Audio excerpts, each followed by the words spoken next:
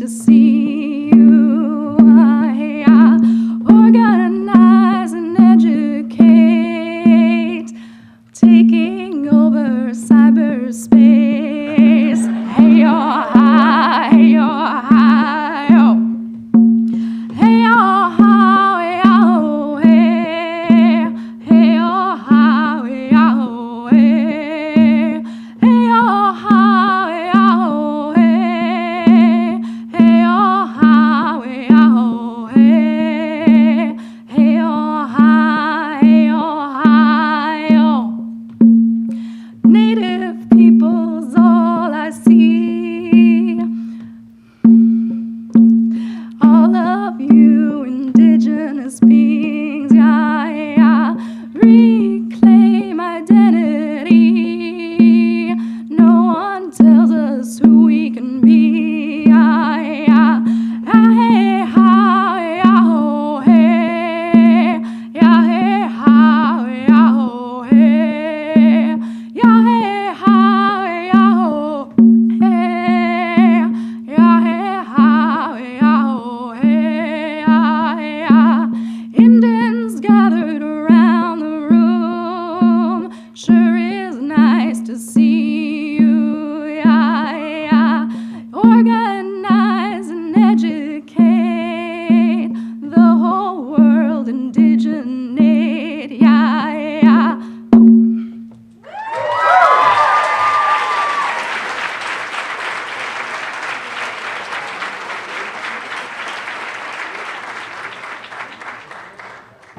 Okay, I get to say thank you. That was Mariah Gladstone, who is a Blackfeet Cherokee performing artist from Montana, who is also currently a student at Columbia University studying environmental engineering.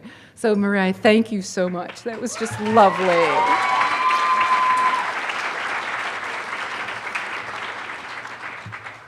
Hi, everyone. I'm so glad to see everyone here. I'm Ann Balsamo. I serve as the Dean of the School of Media Studies here at the New School, and I'm just delighted to be one of the sponsors for tonight's evening events. This symposium brings together some of the most prominent new media activists in the Native American and First Nations communities. As you know, there have been many significant actions by Indigenous communities in the United States and Canada in the last few years in and around the use of new media for activist aims. We're really excited to bring these conversations, which are long overdue, to kind of bear on our thinking here at the New School, and especially in the School of Media Studies. The New School has historically embraced ideas that push political and social boundaries, and the School of Media Studies is very excited about not only sponsoring tonight's event, but hopefully bringing these kinds of topics and conversations and new collaborations forward into the future. So what I'd like to do is just offer a few thanks and some acknowledgments to the organizing team, starting with Thelma Young, who's got her, I think you're in your iPad right now. Thelma Young, why don't you stand up? That's it. Thelma Young is a human rights activist and media maker whose work focuses on new media strategies for nonprofits and filmmakers. And I'm happy to say she just graduated with an MA in Media Studies this past December, so we now count her as our alumni. And then another co-organizer, Alex Sheen, who's an editor, production manager, and media educator. He will be finishing his MA in Media Studies this spring, and we have new spaces, so if you aren't yet enrolled in Media Studies, please come and join us. And then Cody Harjo is a January 2014 New School graduate who currently works at a Washington, D.C. nonprofit. She is the 2014 Time Warner Sundan Institute Native American Producing Fellow. Where is Cody? There we go. Thank you. Excellent. So that's the team that actually brought this event together tonight. And thank you guys on behalf of the School of Media Studies and the New School. I'd also like to some thanks to the staff and support from the School of Media Studies, Roberto Montez, Janelle McKenzie, Greg Griffith, Rosalie McManus back there. And also Professor Nitin Sawani, who's in the School of Media Studies, and Professor Peter Lucas, who teaches between the New School and NYU, who both participate in our Engage Media Lab, which is also one of the co-sponsors tonight. And so my last bit of introduction is to introduce our opening speaker for this evening, Professor Jaskiran Dhillon. Professor Dhillon is an assistant professor of global studies and anthropology here at the New School. Her work spans the fields of settler colonialism, anthropology of the state, anti-racist feminism, youth development, and the cultural foundations of education. She has a new book forthcoming called Prairie Rising: Youth, Indigenous Sovereignty, and the Politics of Social Reform that should be out later this year from the University of Toronto Press. She has served as a member of the Human Rights Watch delegation, documenting instances of police neglect and abuse of Indigenous women and girls in northern British Columbia, and participated in the United Nations 61st Session and Periodic Review of Canada in Geneva in 2012. An enthusiastic ally of Idle No More, she frequently gives presentations about structural violence, the criminalization of youth, and the continual dispossession of Indigenous peoples from their inherent territories. In partnership with the Vancouver-based NGO Justice for Girls, Jaskiran's new research and advocacy efforts focuses on the intersections among resource extraction, climate change, and ongoing colonial violence against Indigenous women and girls. So please join me in welcoming Professor Dhillon.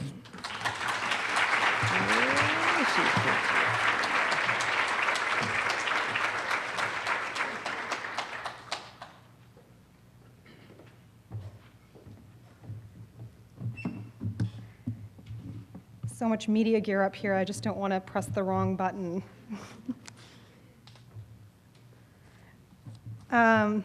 Thanks, Anne, and a warm welcome to all of you. I was asked to provide a few framing remarks, so I'm going to do my best to do that quickly since we have such an amazing panel of speakers tonight, and I want to give them the stage for the majority of time. In typical ethnographic fashion, because I'm an anthropologist, I'm going to begin by taking you to the ground. On an exceptionally bright day in December of 2012, and despite the deep snow and sub-zero climactic freeze, for those of you who are familiar with Canadian winters, parents, children, and youth, Indigenous community members, activists, academics, artists, and other allies came together on the banks of the South Saskatchewan River to join a rally organized as part of a growing Indigenous resistance in Canada. This movement, widely known as Idle No More and distinguishable by the crucial leadership of Indigenous women, is a national platform to bring Canada's history of colonialism to center stage and support the rebuilding of nation-to-nation relationships based on Indigenous sovereignty. I had just flown into the Cree territory of Saskatoon, and when I arrived at the gathering, ceremonial songs, drumming, prayer, and awareness-raising speeches were already well underway. All of these peaceful activities revolving around long-standing Indigenous political claims for the return of territory, dignity, autonomy, and a natural world where things may continue to grow in abundance. I listened to conversations laced with nascent hope for this northern and geographically diverse land of towering trees and canopied forests, of Arctic ice bound to ancient roots. And as I looked around, I noticed a remarkably youthful presence. The young people participating in this rally were fervently contesting the dissonance between the alleged privileges and benefits of growing up in Canada and the social policies and laws through which they perceived their daily lives to be highly regulated, restricted, even criminalized. On this day, they were not passive onlookers in their rejection of an unjust political order, and they were certainly not silent.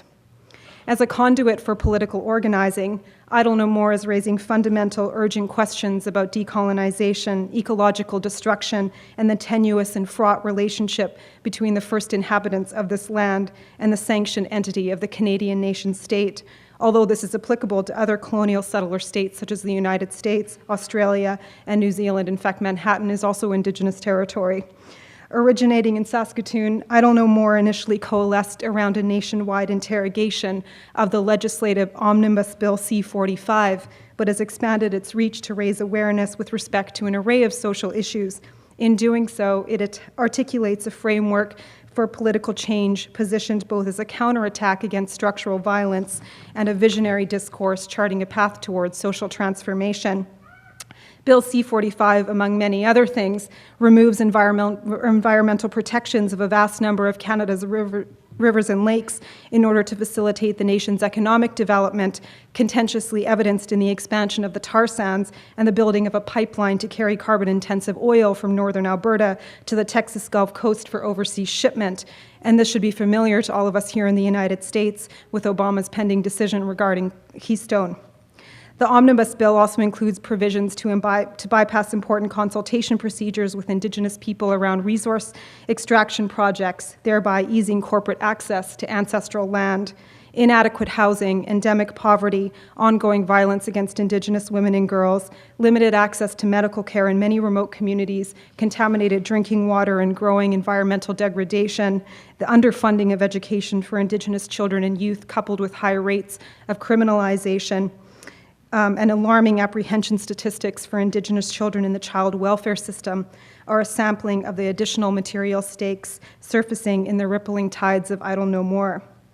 The organizing platforms for this movement have been wide and expansive and innovative in their reach through organized teach-ins, protests and rallies, the support and undertaking of legal battles, community meetings, blockades and flash mobs, and consciousness-raising arts and documentary projects. Indigenous peoples and their allies, both domestically and globally, are shining a spotlight on historic and contemporary injustices and spearheading important global debates.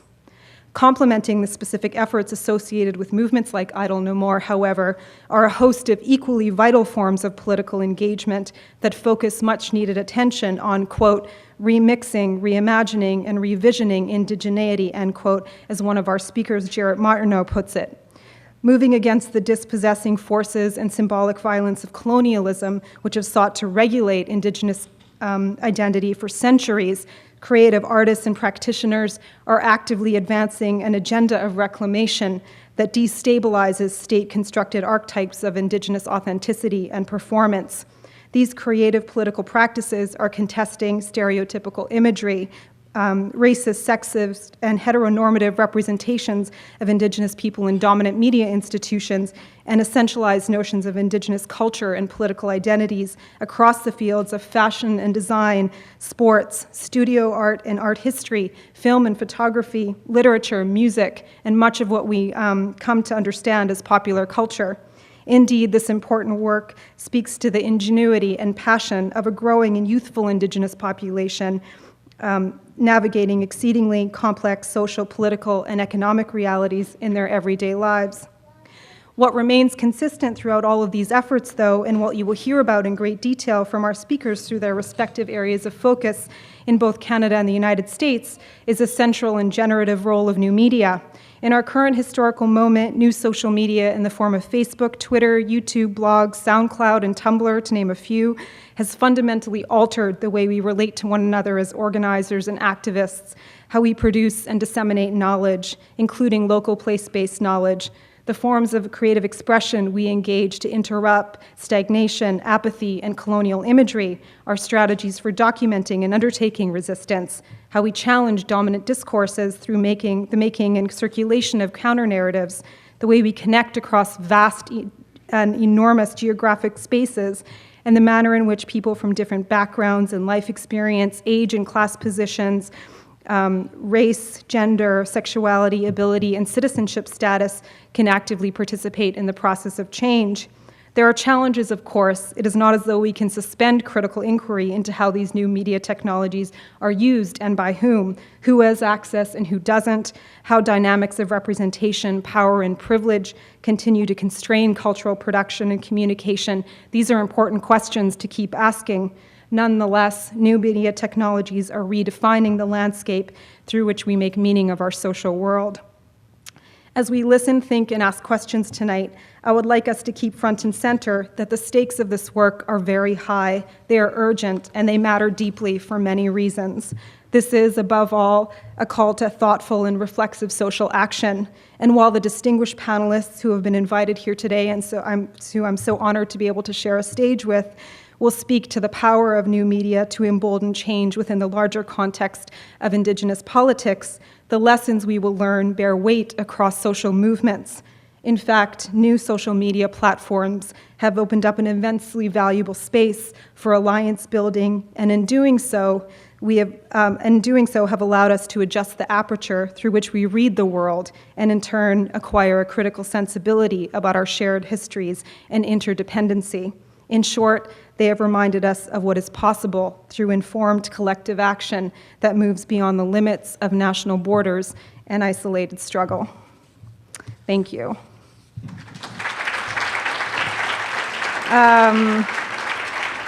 Thanks. I'd like to now invite on stage Cody Harjo, who's going to do introductions of our panel for this evening and has been central to pulling this event together. So please join me in welcoming Cody.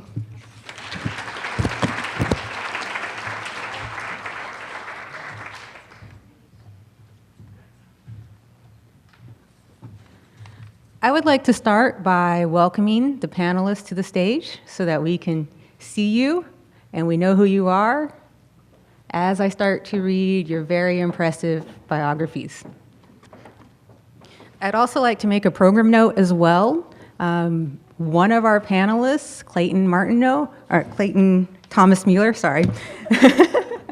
unfortunately, his plane was unable to land in New York City due to the fog, so if he does show up, we're going to make room for him on the stage, but if not, the show is going on. So rather than two panels, we're going to run everybody simultaneously, and I'm going to make the introductions now. Adrienne Keene is author of Native Appropriations, a blog dedicated to pushing back against stereotypes and misrepresentations of Native people. As a citizen of the Cherokee Nation, Adrienne is passionate about reframing how the world sees contemporary Native cultures. Outside of the blog, Adrienne is a doctoral student in culture, communities, and education at the Harvard Graduate School of Education. Adrienne's research focuses on Native students navigating the college application and transition processes, highlighting stories of resilience and success.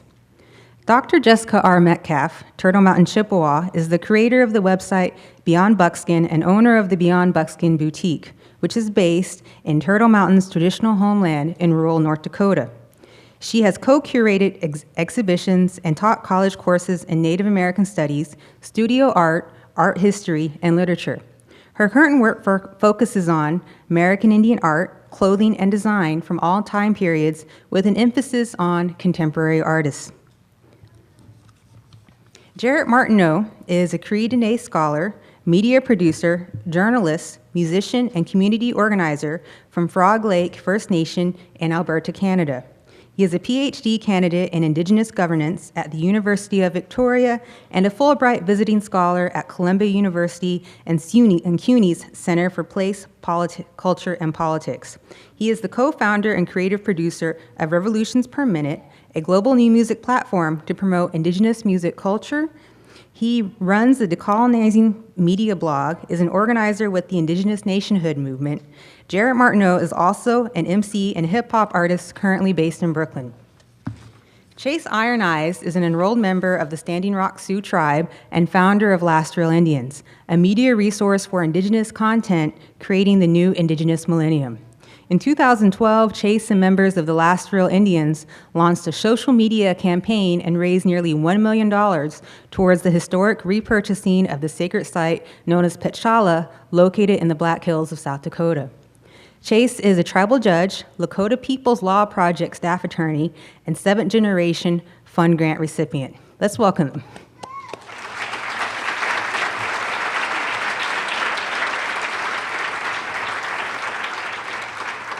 And now I would like to invite Adrienne Keene to the podium.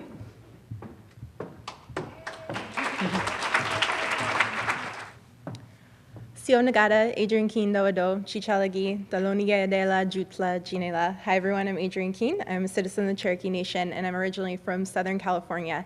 And I just wanted to say thank you so much to the New School and to all the organizers for having me out. I am completely honored and humbled to be a part of this amazing event.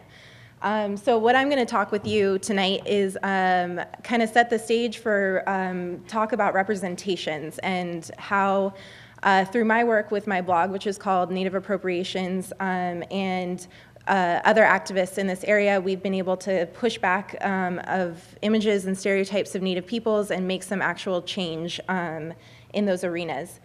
So to start, I'm going to show you a bunch of images. My presentation is very image heavy. I'm just going to inundate you with a bunch of pictures. But I want to go through some of the things that, these were the things that I saw in my everyday life. These were the things that were really problematic to me. These were things that inspired my blog and things that I write about today. So I want to kind of set the stage with a lot of these images. So first up, right here we have, these are from Urban Outfitters. Urban Outfitters had a Navajo line of clothing, which I'll talk more about and Jessica's going to talk about as well. But these are Navajo socks, a Navajo flask, and Navajo hipster panties. This is a sacred headdress on a skull on a hipster. This is Lego, sexy Native American Indian costume. I write a lot about costumes in plain Indian, especially around Halloween. The Tonto and Lone Ranger controversy as of late. I've written a lot about that. There's another example from Hollywood. This is from Peter Pan. There's that lovely song, What Makes the Red Man Red? Stanford Indians. I went to Stanford undergrad, and we used to be the Indians until 1971, and then the mascot was changed due to student activism. So Indian mascots is a big thing that is out there, and I'm going to talk more about that too, but this is something that I focus on as well. There's Khloe Kardashian in a headdress. This is a slide I forgot to take out when I did a presentation for junior high kids. That was real good. But hipster headdress trend is something that I have kind of cataloged on the blog, and it's just been baffling to me. This comes from a book that teaches little kids how to play Indian, everything from how to make traditional quote-unquote outfits out of paper bags to a teepee.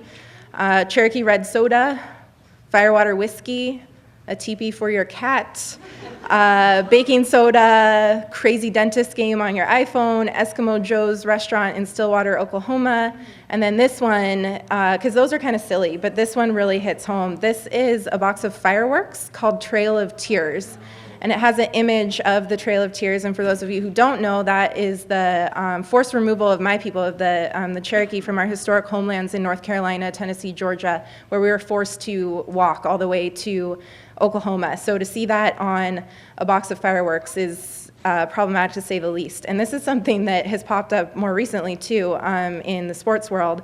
Here's a sign from a high school in Alabama, I think, that says, "Hey Indians, get ready to leave in a Trail of Tears round 2.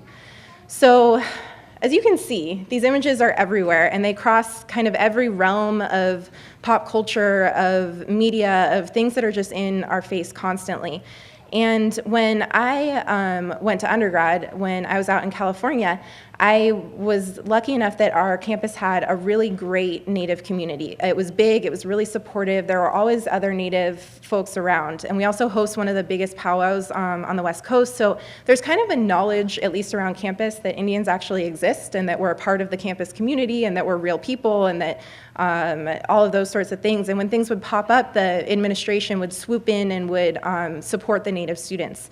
I moved out to the east, and for the first time in my life, I was the only Native person. And I've been the only Native student in my program for the last 5 years. And I met other students and classmates and administrators and people who fully did not realize that there were still Native people alive. And so I started to get really upset about it. And so one day, I went for a walk and ended up in Urban Outfitters. This is my very first post that I ever put on the blog, just cute. It is all black and emo, I guess, but so I went into Urban Outfitters and I was walking through the store, and it was just the very start of the tribal trend. So there were these like neon dream catchers and teepee t-shirts and totem pole jewelry stands and all these things, and something kind of clicked, and I realized that the reason my classmates thought that Indians didn't exist and couldn't understand that I was a Native person and that why I cared so deeply about these issues, these were the only type of images they ever saw of Native people, were those images that I showed at the beginning, were the images in Urban Outfitters. So I started the blog as a place to kind of just catalog it all. It really was just going to be this place where I could throw the images and be like, hey, I saw this today, this is a problem. problem, but I didn't really have the language yet to talk about it. I didn't know why it was wrong. I didn't know why it was hurtful, why it was problematic. And I've learned. So that's where the blog started. This is where it is today. 283 posts later, I definitely now feel confident in pushing back against these images. And I also talk more about just my experiences as a contemporary Native person as well, are mixed in there as well. But outside of the blog, it's also grown into this really robust community online. So there's over 40,000 fans of the blog on Facebook, and this community has become really amazing too.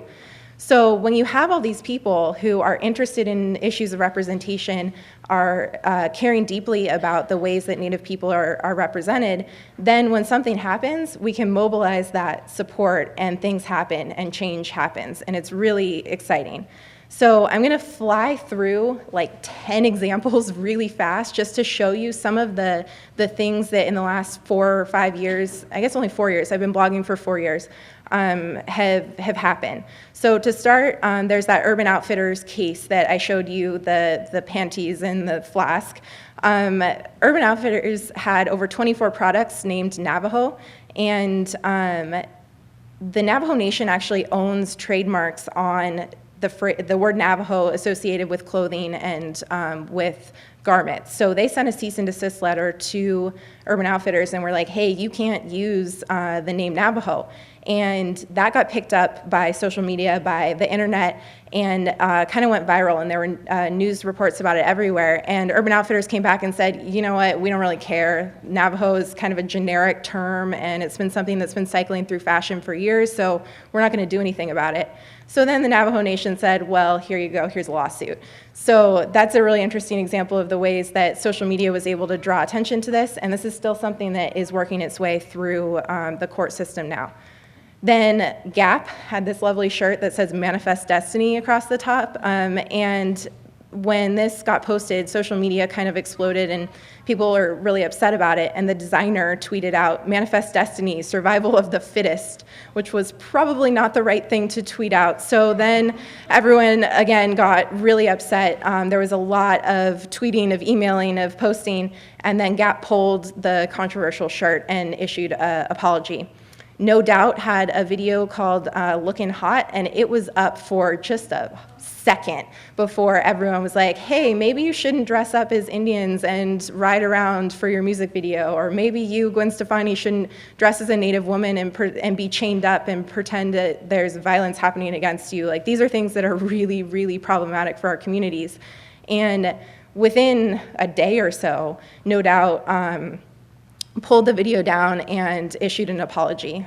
Then this was Victoria's Secret. Karlie Kloss was in a headdress and a super traditional buckskin and leopard print bikini. And it's a nice combo there too of the Plains headdress with some Navajo style jewelry, and then I don't even know where the leopard comes from. But this was something that they posted the stills from the show online before the show had even aired, and everyone was like, hey, that's a problem. And so then Victoria's Secret apologized over Twitter and online and said that they weren't going to show it in the TV broadcast. And Karlie Kloss, the model, even apologized, even though she didn't really have any control over what outfit they put her in. And that was something that also then that kind of went viral, and there were lots of responses, and it started a lot of conversations about the sexualization of Native women and the problems of violence against women in Indian country. So then with mascots, there's been a ton recently. This was a horrible sign posted in Belton, Missouri. You can read it, I'm not even gonna read it out loud. Tons of Twitter outrage. Sonic ultimately contacted the owner of the franchise, and he had to undergo sensitivity training, and there was an apology and all sorts of stuff. And it was quick, that was really fast too. We were listening to A Tribe Called Red on at the start. Ian, who is also known as DJ Indian, engaged in a really long fight with a local Pee Wee football team up in Canada that was named the R Word. And he really credits social media with helping him in that campaign and that process to get the word out and to get the pressure up, and they ultimately changed the name. They're the Eagles now, I think. And in that time period, the iTunes store in Canada also started censoring the R word. And Ian really thinks that had to do with all of the activism around the local team. And most recently, there's been some really awesome stuff going on with the hashtag #NotYourMascot. And this was something that during the Super Bowl, we were trying to get it trending so we could counteract the images of the team in Washington and all of those. And it actually ended up trending. It's the fifth one down up there. I know it's kind of hard to see. That was somebody doesn't know how to take a screenshot, so that wasn't me. I know how to take a screenshot. Somebody else held up their phone and took a picture of the screen, which is one, but it's on there. So I also wanted to highlight a little more deeply one of the really cool things that's been happening that Jessica and I were really involved in, which is the Paul Frank collaboration. So this image comes from the invitation for a party that Paul Frank had in 2012 called Dream Catchin' with Paul Frank, a powwow celebrating fashions night out. And Jessica, being the industrious writer that she is, has a Google alert for Native American and fashion and got this in her email. So it kind of started, and then looked on Facebook, and there were over 1,000 images like this of people dressed up in war paint and feathers and playing Indian. They had this runway where people were mock scalping and mock beheading each other, and they had a bar that had drinks named like the Rain Dance Refresher and the Neon Teepee and that kind of stuff. So it was just a mess, and there were over 1,000 photos. So the community kind of mobilized. So I wrote a blog post called Paul Frank Offends Every Native Person on the Planet with Fashions Night Out, Dream Catchin' Powwow. Jessica also wrote a post more succinctly called Paul Frank's Racist Powwow. It got picked up by Indian Country, Jezebel, Huffington Post. There were hundreds of comments on Facebook and on Twitter. And then all of a sudden, like a couple of hours after all this went up, Paul Frank released an apology. They took down all the images, and we kind of thought like, oh, okay, well that's a win. And then Jessica and I got emails from the CEO of Paul Frank, Ellie Deckel, and he wanted to talk with us. And what the result of that conversation was, we built this collaboration with 4 Native designers who were able to design pieces for Paul Frank, but using their own aesthetics, their own community, their own styles to show people what real Native design looks like when we're allowed to represent ourselves. And here are some of the products, and I think one of our designers is somewhere in the audience too. So they were really cool and kind of incorporate the regional differences between the tribes and the communities too. There's our 4 designers. And then this was really cool. This was at Santa Fe Indian Market when we did our big release. I just saw this guy walking by, and he had just gone and bought Dustin Martin's shirt from the collaboration because he thought it looked cool. And we had a whole conversation about like where it came from and the collaboration, and he really just had picked it up because he thought it was a cool looking shirt. So to me, that was really exciting that this dude who has no affiliation to the whole process and the whole collaboration just thought the shirt was awesome. And that's I think the goal, that's really what we want, is to people to be able to incorporate Native fashion but do it right and allow Native people to represent themselves. So speaking of allowing Native people to represent themselves, I wanted to give a couple of positive representations as well, because I think I in particular get accused of just sort of like sitting and complaining about everything all day and saying like, this is bad, I don't like that, that's racist. And so I wanted to show, because when I started the blog, it was really, that's what it was for. It was to catalog these misrepresentations. But there are some amazing positive things coming out of new media as well. Like just for example, the 1491s had this really cool Represent campaign that was mostly college students, Native college students, and they were just these cute little quick humorous things about the ways they incorporated their culture into their everyday experiences. And they made it an open source project. So they wanted other people to make their own Represent videos. How do they incorporate their culture into their everyday lives? And it's really awesome and really powerful to create those counter narratives. So these are real contemporary Native people that don't look like that image of the Indian on whatever I showed you first. And then also most recently, Matika Wilbur has this amazing project called Project 562, which is cataloging photos of Native folks from all the federally recognized tribes. And in addition, she's also taking oral histories from everyone that she photographs and talks with. And both Jessica and I are lucky enough to be a part of the project. And to me, it's just so powerful to be able to reframe those stereotypical images and show us how we really are and let us represent ourselves. So my last thing is I kind of crowdsourced my presentation. I went on Facebook, I went on Twitter, and I asked folks who read the blog, why is this important to you? Why is this work in representations, this pushing back on stereotypes, what are we doing here and why is it important? So basically I had other people do the work for me. And then being a researcher, I coded across those responses and pulled out kind of 3 themes. And the first was, this work is creating a global community of Indigenous activists and allies. So just a few years ago, I couldn't sit down at my computer and be in immediate contact with a fellow activist in Canada or someone, an Indigenous activist in Australia or New Zealand, or even just someone from another tribe or another community, or people who are living out in the communities while I'm off in grad school. But social media has really broken down a lot of those barriers and those false boundaries and everything, false borders between us. And a quote from someone on Facebook that I thought or Twitter that captured it was that this work has created a transnational community that calls for accountability and questions dominant ideas about right of cultural access. So I thought that summed it up pretty well. The next piece is about creating vocabulary and resources and support when you want to speak out and when you want to challenge these images. And I think there's an expectation that as Native people, we can look at it and be like, that is really hurtful to me, but then there's also an expectation that you can coherently and perfectly articulate why. And that's not something that we're ever taught. And so I think the work that goes on in this arena is able to create vocabulary and resources that people who might not feel confident or comfortable, like even me, speaking out, are able to turn to the online resources, maybe send them to someone, read them, and gain that vocabulary. And someone on Facebook said that it's giving the language on how to articulate themselves. She was talking about Native students in college, how to articulate themselves or how to hold an argument on misrepresentation. The hardest part about finding your voice when you're confronted by ignorance, racism, etc., is how to respond in that moment or later when you've been reflecting on it.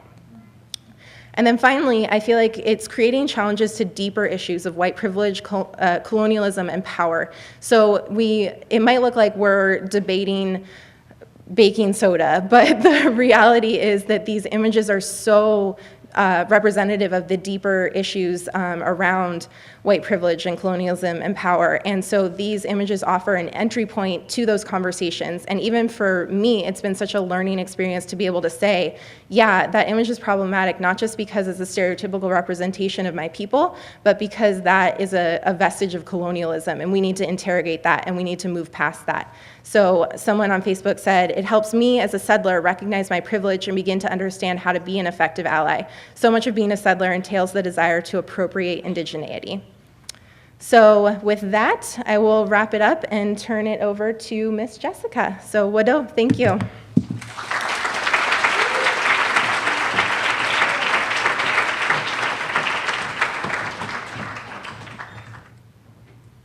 All right. Hello. Thank you guys for coming out and spending the evening with us. Again, my name is Jessica Metcalf. I am Turtle Mountain Chippewa, and I am the owner of Beyond Buckskin.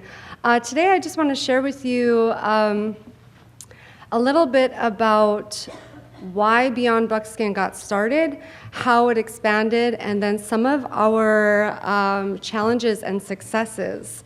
So, Beyond Buckskin was started in 2009. I was in the mix of writing my doctoral dissertation on Native American designers of high fashion. And when you're in academia, the audience for your research is very limited and very small. Oftentimes, it's just one person, and that's your professor, and they might not even actually read your paper.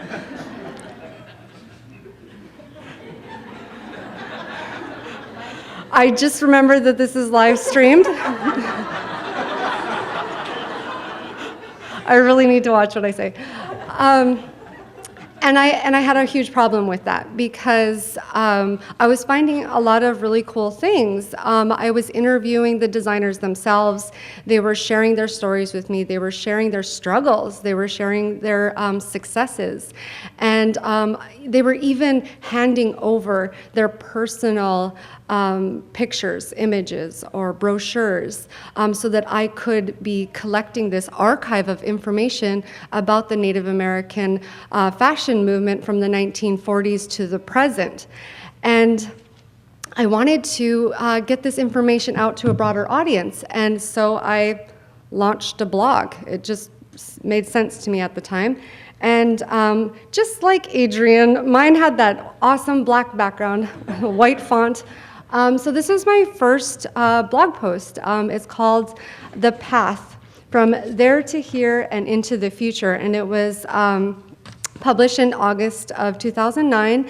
And in this first post, I write about how I came to this topic of Native fashion and my hopes and dreams for the blog. And I must say that those hopes and dreams have been surpassed many times over. I really just could not imagine the amazing response to a website like this. And I wanted to show you guys this slide because it shows you, your followers, and I was like super pumped that I had over 100 followers. But this is kind of what I was writing, some of my research stuff. This is Lloyd Kiva-New, who was a fashion designer, a very successful one, Cherokee designer in the 1950s in Scottsdale. But I've cleaned it up a little bit, and this is what Beyond Buckskin looks like today, and I love the idea that it continues to adapt and evolve.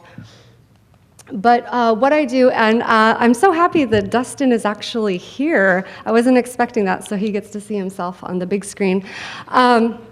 So what I do with Beyond Buckskin is a couple things. First, we do artist interviews, so designer profiles. So you get to learn more about the diversity of contemporary Native fashion designers, from streetwear artists to somebody like, this is Avis O'Brien from the Northwest Coast, who weaves these beautiful accessories with cedar bark.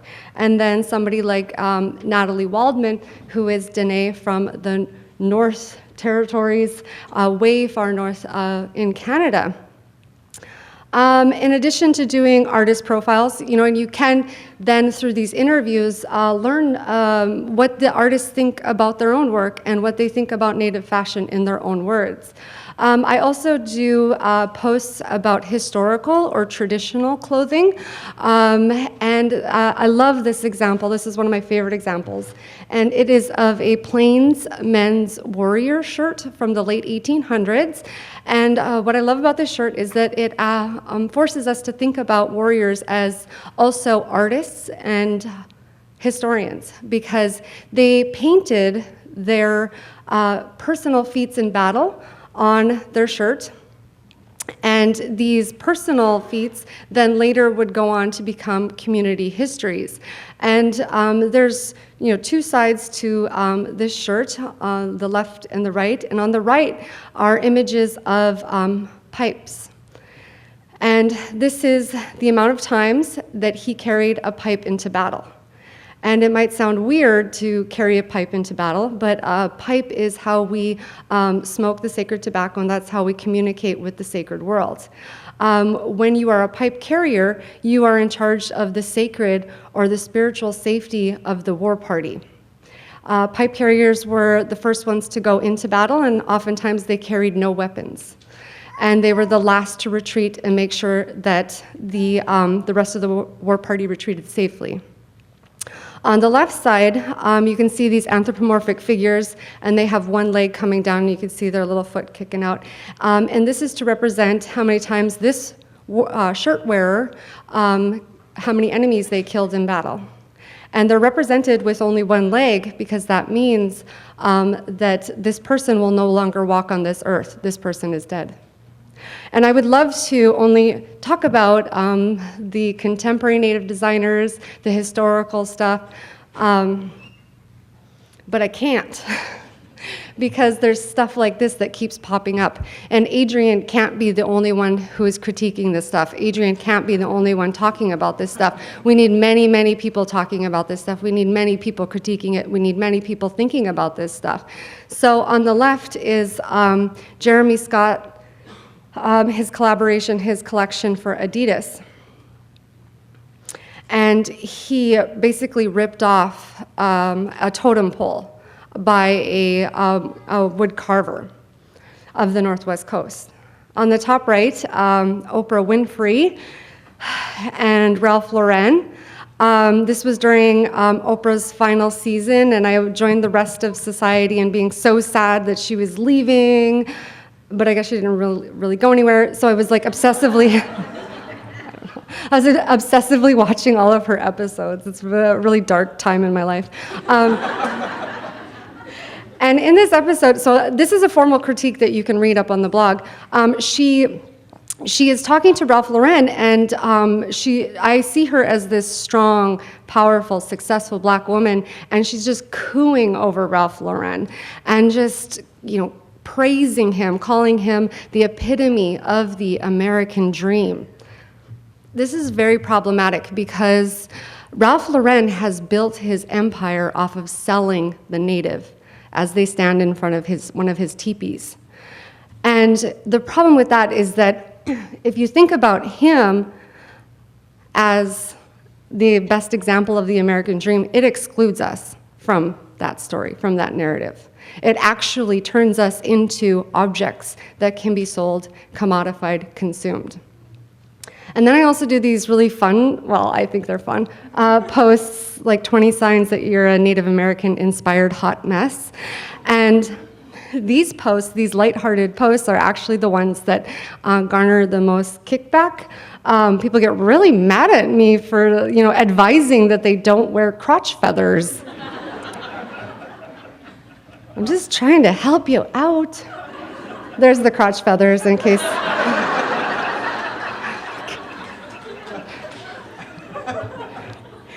And then, of course, our work with Paul Frank, which was so extraordinary and just an anomaly. But I hope that it's not an anomaly. I hope that it serves as a model for future collaborations. So Adrienne and I worked intimately with Paul Frank Industries and the 4 designers that were a part of that. So then Beyond Buckskin expanded to include a business side, a boutique side.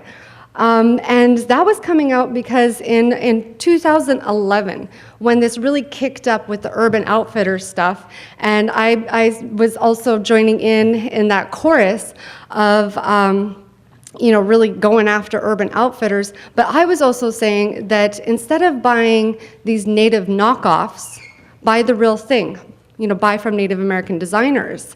And people were like, okay, my readers were like, okay, that's a great idea, but where do we get this stuff? Where do you buy native-made fashion? And there wasn't a place. There was no place that was easily accessible. There was no place to go for that. So I decided to create the space. So I'm now a businesswoman as well. And so the boutique has items, everything from low-end streetwear, very accessible, to high-end couture items that are very expensive. And it was really just this idea to push native fashion forward and to create a platform where we can highlight them, celebrate them. So instead of buying something like this, you can then, buy something that's made by a Native American designer. And this is Bethany Yellowtail, who is Crow and Northern Cheyenne from Montana, who collaborated with Matika Wilbur, that Adrienne talked about, to create these limited edition dresses. And what's unique and special about these dresses is that Bethany incorporated Matika's photography to create these fabrics. And so this image is of women from the Northwest Coast in their regalia, and they're dancing on the shore, and they're dancing the canoes back to shore safely. And so she's bringing that in to these garments, and then also doing the beadwork at the top, which is a traditional art form of the Northern Plains. And so we're looking at these ideas of authenticity without buying into stereotypes. And stereotypes continue to be one of the main challenges that we're up against. People expect that native fashion has to have fringe, it has to have turquoise, it has to have feathers. And yes, some of it does, but not all of it should have to have that in order to be accepted as Native American fashion. Another huge challenge that we have are cheap knockoffs, that's what I like to call them. So Forever 21, Urban Outfitters, H&M, these different major companies that are selling fully beaded bracelets for $1.99. That's just not possible to do unless you are outsourcing, unless you are engaging in unethical labor practices.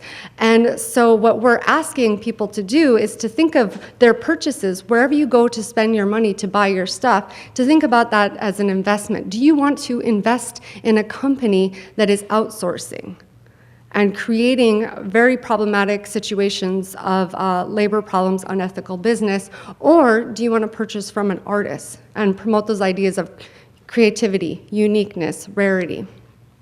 And then another huge challenge that we have has to do with just industry constraints. No matter who you are, the fashion industry is one of the hardest industries to break into. It requires a lot of money, and it requires a lot of connections. And so one way that we're trying to combat that is by rallying together. So we, at any given time, I'm working with about 50 Native artists and designers so that we can gain greater recognition. And we are getting that recognition. This is an example from a CNN story, taking Native American fashion beyond buckskin and headdresses, and that's really what we want to do, is to take it beyond the stereotypes, beyond that expected.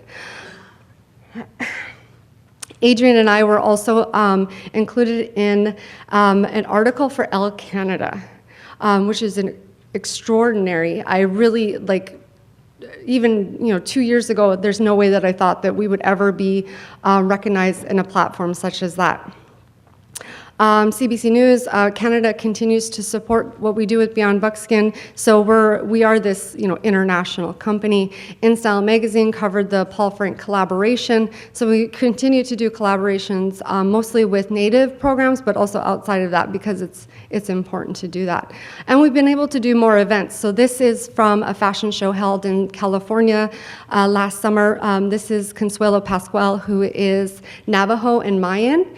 And her ancestors are, these very knowledgeable observers of the sky world. And she takes that, the sky world as an inspiration point, and then she throws it into the future.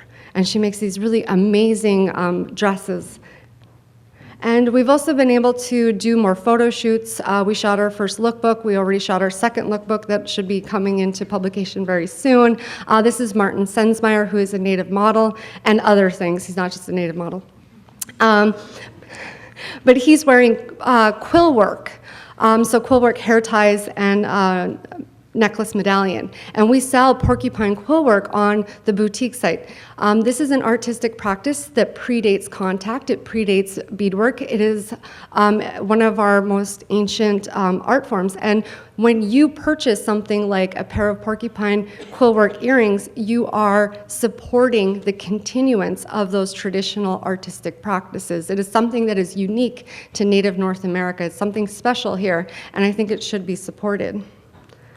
And then also, awards. The designers, this is Jamie Akuma, who is Luiseño, and Shoshone Bannock, who got this big, beautiful blue ribbon at an art fair. So it's great that fashion is being celebrated, recognized, and awarded. Now, just for some concluding points, by being able to create a blog, I was able to reach a broader international audience, and I was able to educate about the history of Native American adornment practices, share the stories and experiences of contemporary Indigenous designers, and to critique and discuss Native appropriations in the fashion industry. I was also able to create and provide a space for people of all backgrounds to easily access and purchase Native-made items, and thereby invest in our Indigenous artists and a different way of understanding the possibilities of the fashion industry. Now, this next point is very emotional for me, so hang in there. When Beyond Buckskin launched in 2009, there was no one critiquing Native stereotypes in fashion. There were scholars critiquing stereotypes in film and mascots, but not in fashion. Okay, hold on. Holding it together. When Adrienne launched Native Appropriations, I was relieved because I wasn't alone. I could become more vocal and not be alone. There's a traditional story, a metaphor for what we are experiencing right now, that a friend told me about a field of grass, a beautiful prairie of grasslands. And one blade of grass grew taller than the rest. When we stand up and make strong statements supporting our communities, we are the one, like the ones on this panel, we are like that blade of grass. The problem with being like that blade of grass is that the wind hits you harder. You are not protected. You can and will be singled out for attack. But when we all rise up together, that is a very powerful thing, an immensely powerful thing, especially for a community like ours where we've been silenced and we continue to be told that our perspectives are not valuable. So I want to thank the organizers of this event tonight because it is very important, and thank you guys for coming out and listening to us and supporting us. Thank you.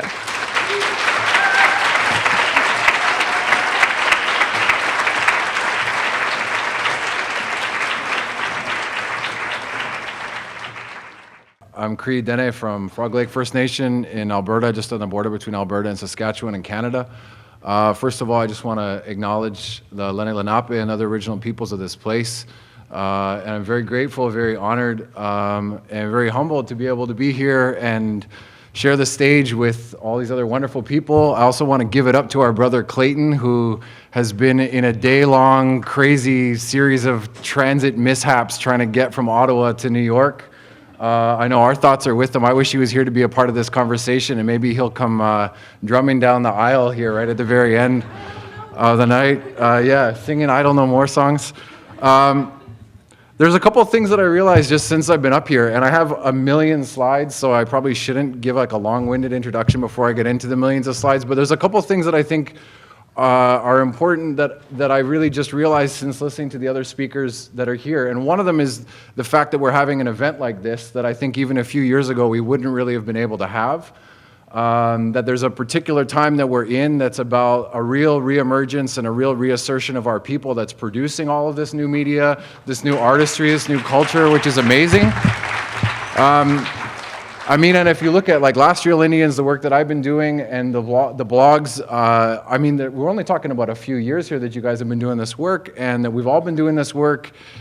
Not that it doesn't inherit the kind of long continuity of struggle and representation that our people have been, fighting against through colonial incursions since the time of first contact, but there's a particular energy that's happening right now, and I realized today that I was like, I just take for granted that you all are doing this, and we're all doing this work, and we're representing on ourselves, and of course we should be doing that, and that's what our people have been doing for a long time, or at least trying to do, but now we're in a place where we can really do that for ourselves. So today, this is kind of I'm going to talk about remix, art, culture, through a kind of filter of political engagement and how we find ourselves in this particular moment in time. And to do that, I want to talk about a group called Tribe Called Red. How many in the room know about Tribe Called Red? Raise your hands, I can look out. Almost everybody, yeah.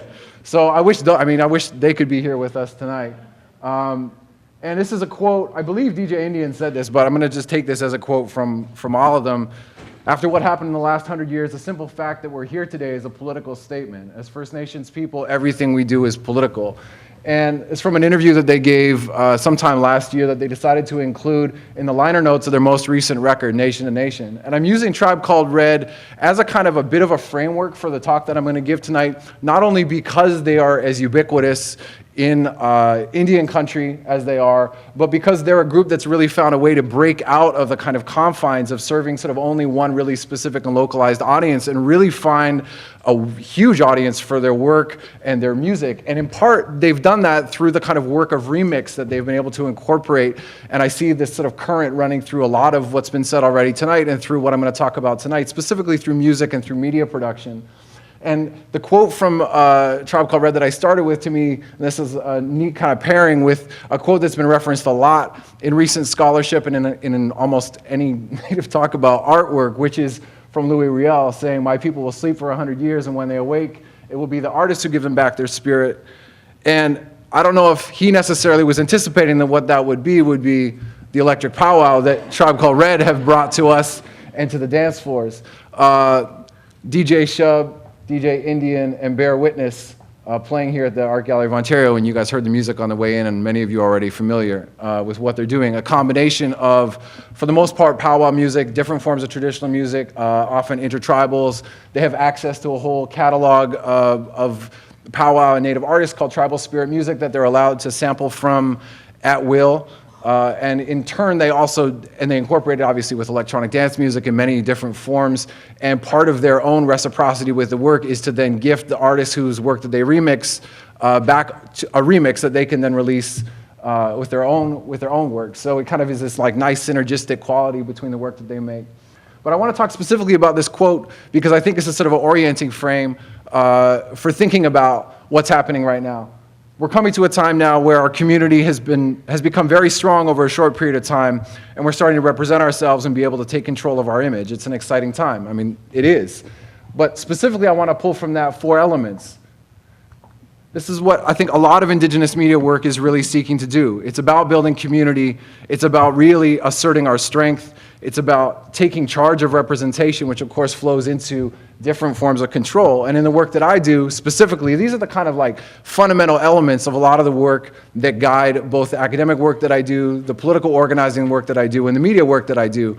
And this is really what inspired, I mean, not the quote directly, but these elements are really what inspired the creation of an Indigenous music site that we built called Revolutions Per Minute, rpm.fm. We launched the site in the summer of 2011, I think, at a time where there have been like piecemeal bits and pieces of Indigenous music sites out there, but not really a central space to promote the wide diversity of Indigenous music that's being made by artists across all different genres and from all over the world. And our tagline for the site is Indigenous Music Culture, both a riff on the idea of Indigenous music and Indigenous culture, but also this emergent space that we've seen happening, which is Indigenous music culture.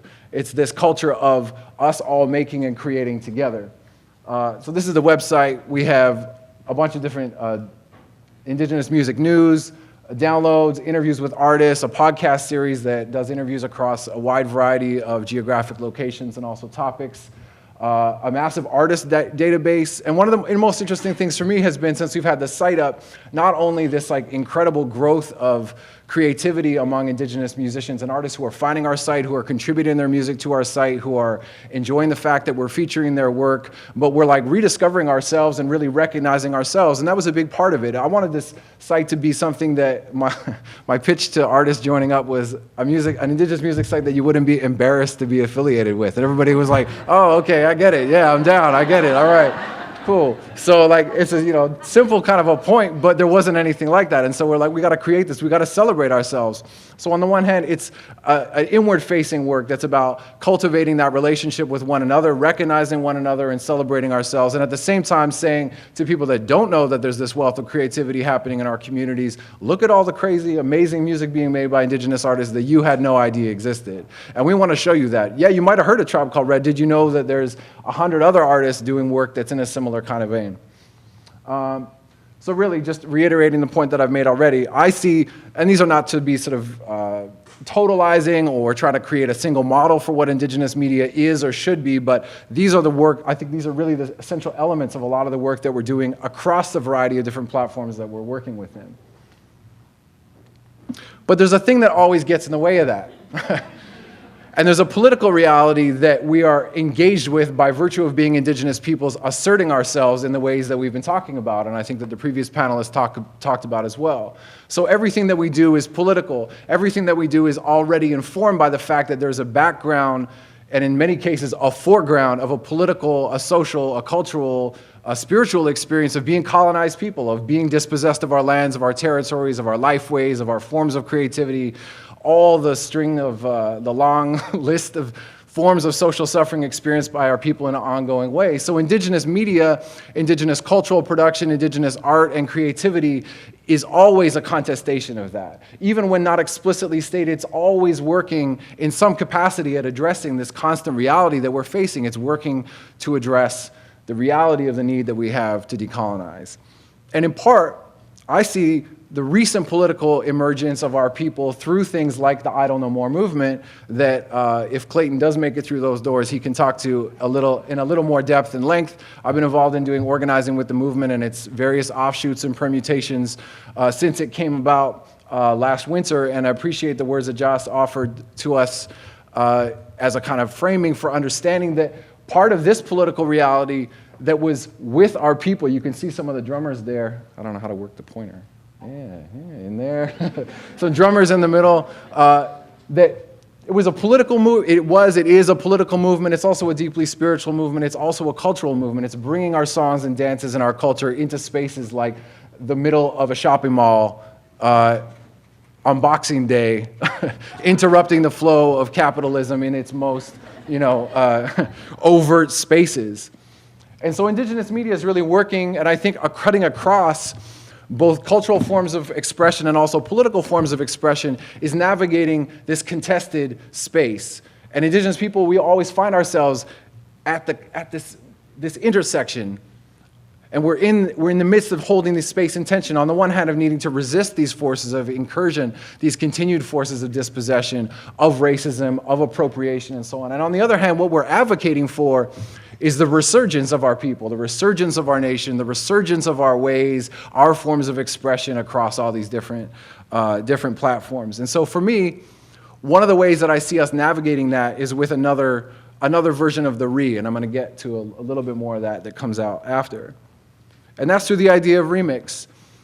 And remix culture, in a sense, is sort of ubiquitous now.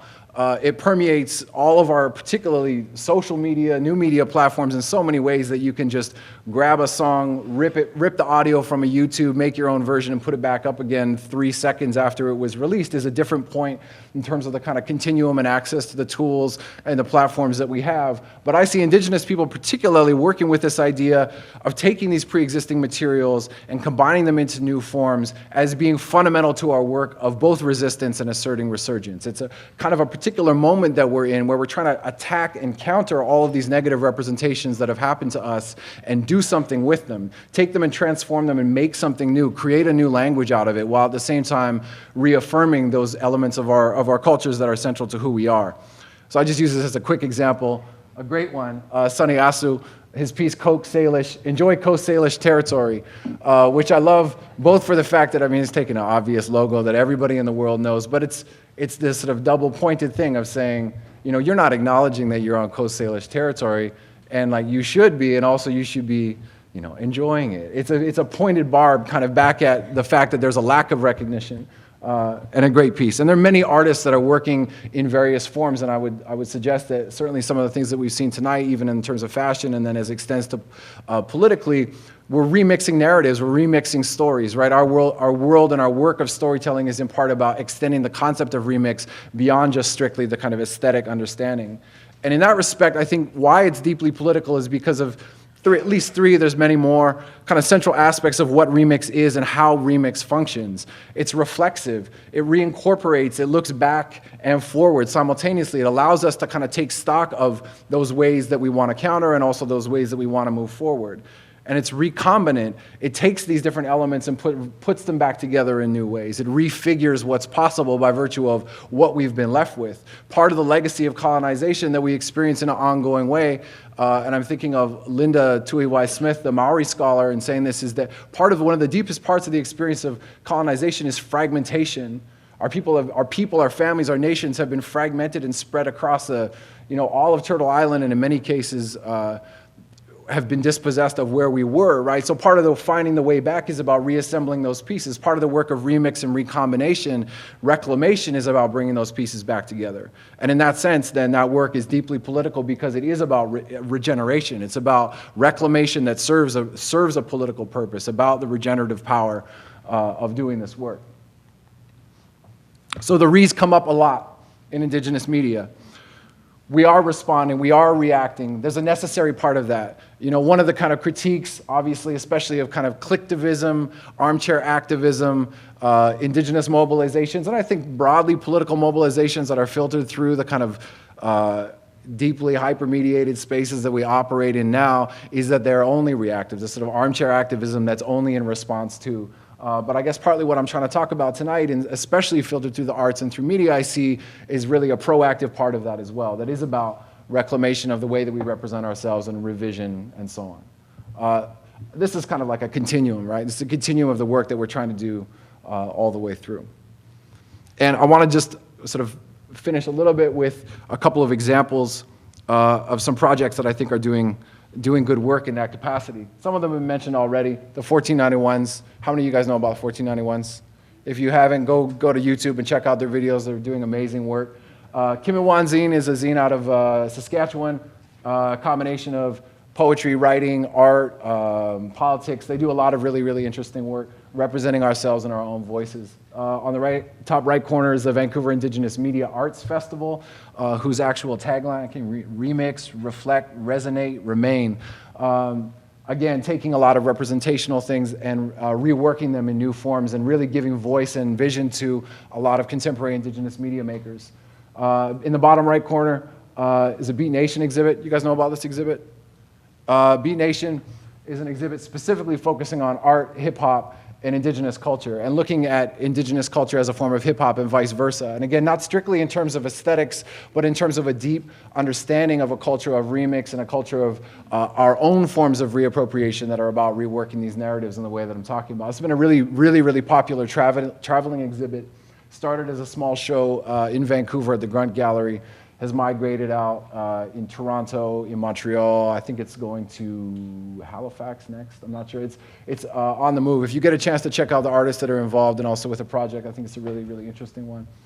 In the bottom middle is the Decolonizing Media project, a blog that I started about a year ago, partly in response to stuff that was happening with Idle No More, partly as a deeply ambivalent, and I'm not going to have time to go into it in detail, way of thinking through what it means to effectively slap a brand on the idea of decolonization, but also as a way of inserting this concept and this idea into public conversation and discourse. So the blog is a Tumblr that we started. It kind of throws the decolonized word and concept onto different things politically that have been happening, photos from the news media, and different other representations as a kind of provocation to think about what that could mean. One of the other things that we've done is a hoodie series. I'm not wearing it right now, but with an embroidered decolonized hoodie, which has been interesting. It's a riff. I mean, the whole thing is kind of riffing on, if you know the work of Barbara Kruger, feminist artist, and then of course reappropriated by the skateboard and streetwear company Supreme. And I wanted to kind of take those and reappropriate it again and flip it back as the idea of decolonize. And everybody that wears the hoodies, myself included in being in New York City for this year, it's interesting to see what the kind of response is and what is generated, because partly it really becomes an invitation to, whether people are offended or provoked or don't understand it, it becomes an invitation to begin a dialogue about some of these issues. And partly I think the political space that's been open now, that is a real opportunity for all of us doing this work and for all of you and everyone that you know, is about beginning to engage these questions, beginning to have these conversations, beginning to communicate more openly about the deeply colonial reality that is persistent and that we are kind of forced to engage. In the bottom left corner is a site and a project called The Ways, based in Minnesota. They do a video series, an educational resource series that again, I don't have time to go into in great detail, but I recommend that you check out. And then just in closing, I want to follow with a couple of questions, and they're about accountability. So part of this reflexivity, I think, in the work that we do, and this is kind of following from a conversation I had with Adrienne and Jessica last night, and on my own thinking about it, is thinking through what are the stories that we're telling, who is it that we're reaching, what are we supporting, also could be kind of how are we helping, like how are we supporting the struggle, and who are we accountable to, and how are we accountable to that. I think Indigenous people, Indigenous media, artists are really in an interesting and potentially kind of unique situation in that our work is always serving these multiple communities and always being held to account in multiple and often conflicting ways. And part of the challenge for us is trying to figure out how to do that in a way that's ethical, that's responsible, and that's really moving things forward. And so I feel like answering these questions or thinking through the ways that we do this through our work, I'm really celebrating a lot of the positive things that are coming out of our community right now, but I also see that there's real challenges in trying to sustain the work that we're doing. And I think partly that's about thinking through how we might consider answers to some of these questions. And I'm going to be the third person of us tonight to talk about Matika Wilbur, which is thinking about, in one way, if we think about accountability, two very contrasting but interesting contemporary projects. One about looking to locate us as vanishing, disappearing Indians being documented from the outside, and one as the presence, continuity, continuum, and resurgence of our people from the inside, which is with Matika's project. I don't know if you guys know about Jimmy Nelson. He's a Dutch photographer, has a project, a giant tome, coffee table book of big photographs called Before They Pass Away, documenting indigenous peoples all over the world. It's gotten widely lauded and celebrated by a lot of mainstream media as being this incredible neo-Edward Curtis, which he thinks is a great idea. He's also talking in an interview saying, you know, we have to, their treasure is our treasure. What's essential to them is what's essential to all of our humanity. We need to preserve it. We need to document it and preserve it, because once they start using cell phones, the cultures will vanish entirely forever, literally. So by contrast, Matika's project, as other people have explained, and I won't go into it in great detail, is about documenting the 566 federally recognized tribes and others, documenting all of our people, collecting oral histories, representing ourselves on our own terms, not as vanishing, but as present, continuing, and strong people.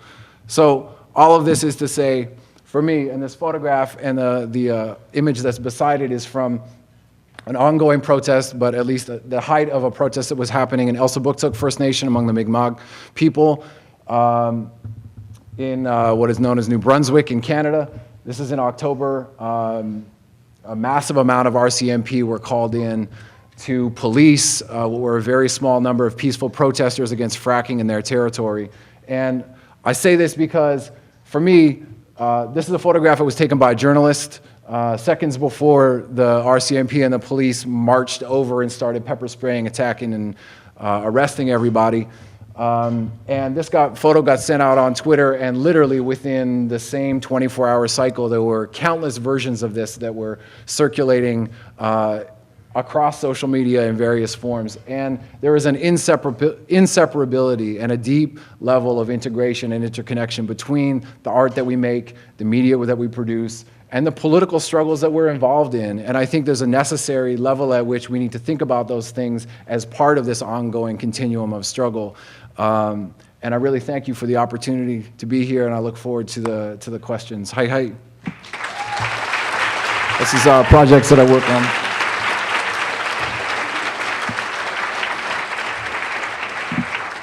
That's amazing. You guys are amazing. It's very, very awesome to be here. I'm 100% honored and happy to come before you and to be able to speak and to share a voice with you this evening. We're on Lenape, Haudenosaunee, and other territories, and we do acknowledge that, but we're also at the birthplace of hip-hop. You know what I mean? I grew up, I've been listening to hip-hop since cassette tapes and Walkmans. There was no such thing as an MP3. I was slow to go to the MP3. I still buy CDs sometimes.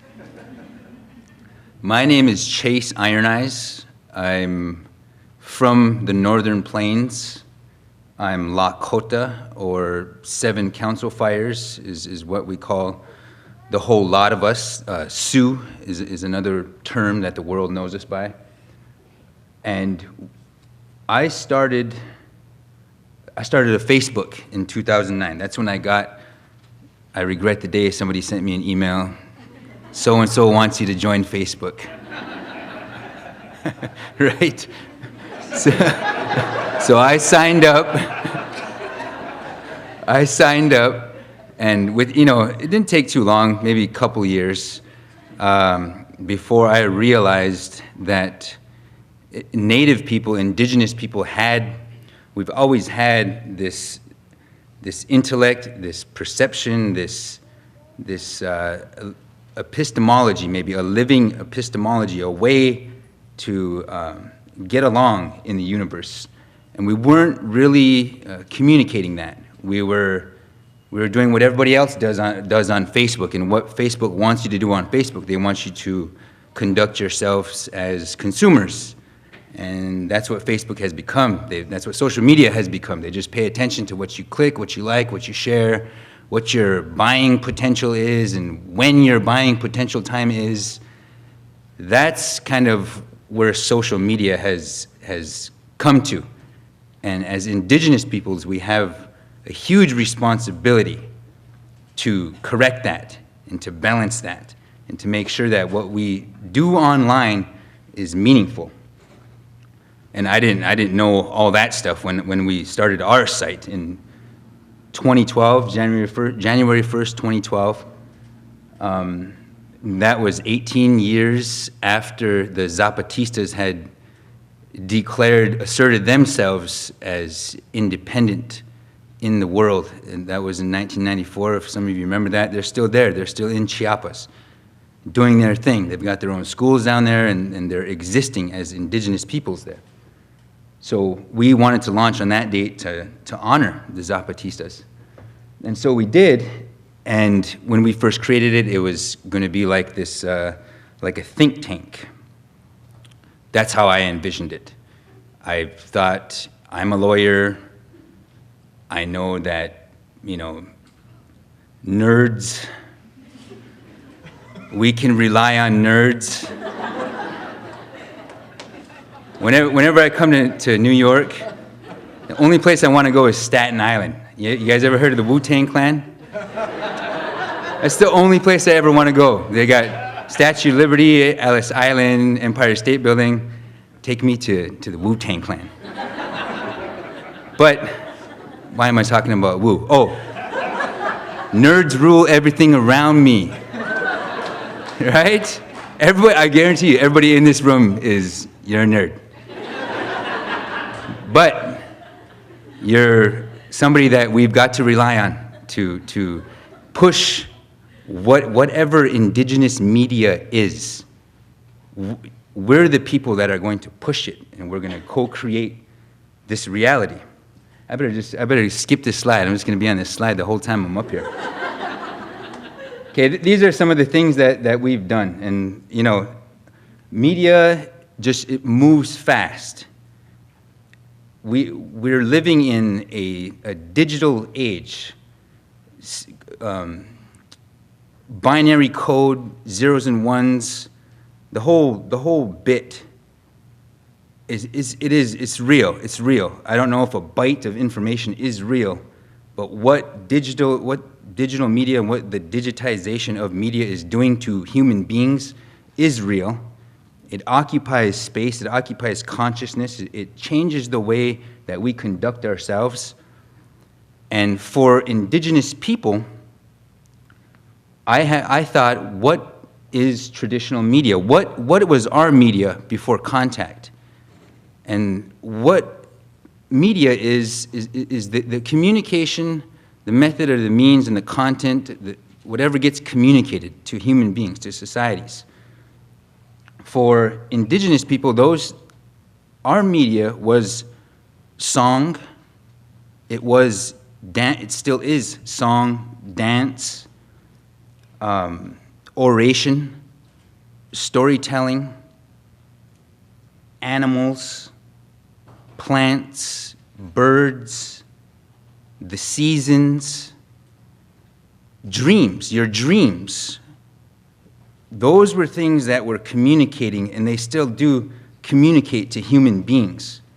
But we've been subjected to this colonization. We can, whatever you want to call it, it's this Western colonial capital Christian European patriarchy, right?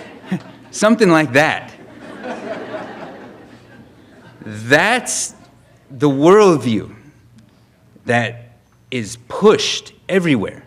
That's the reality that the purveyors of those worldviews were able to create, and we're sitting in that reality right now. Sometimes we react to that, sometimes we lash out at it, and But some way or another, our spirits are trying to find a way to express themselves. Our spirits are not supposed to be disconnected from our mind, which is what has happened through that big long, I got to think of a cool acronym for that, all that stuff. Right? We sense that. When I come to this city, I sense that. I sense from being surrounded by concrete, I get pissed because I don't know which way is north, east, south, west. And like, I got natural scouting abilities or something. Like, I need to know my directions. I need to see the sun so I know where I'm going. Every time I get off the subway, it's like, where am I, man? So I whip out my little Indian Scout tool, that little GPS unit, find my way. There's things that we've got to do as humans that we have to find a way. Not only has our mind been separated from our spirit, but our labor has been separated from meaning. When I think of the word economy, what we think of economy is, you go to work, you make money, you trade that money for necessary things. Food, clothing, shelter, water, energy, that sort of stuff.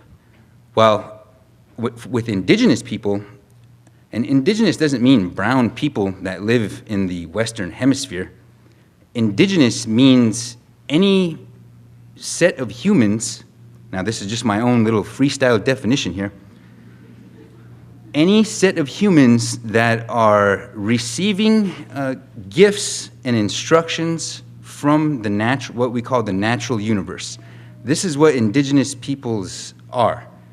They take gifts and knowledge from the world around them, and they're able to conduct ceremonies, they're able to provide a different economy. I call it a spiritual economy. We're doing it now. We're figuring out ways to do regenerative economies here in the 21st century. We had a different economic year. Just for instance, for the Buffalo people, the Buffalo Nations, and it's all over for corn people, salmon people, however you want to put it. Our economic year was spent procuring those necessary things from gifts that were already here, that predated humans, like the buffalo. The buffalo provided the food, the clothing, the shelter, all from one animal. And then we had to go and get the water and energy as well. But those were there the same way.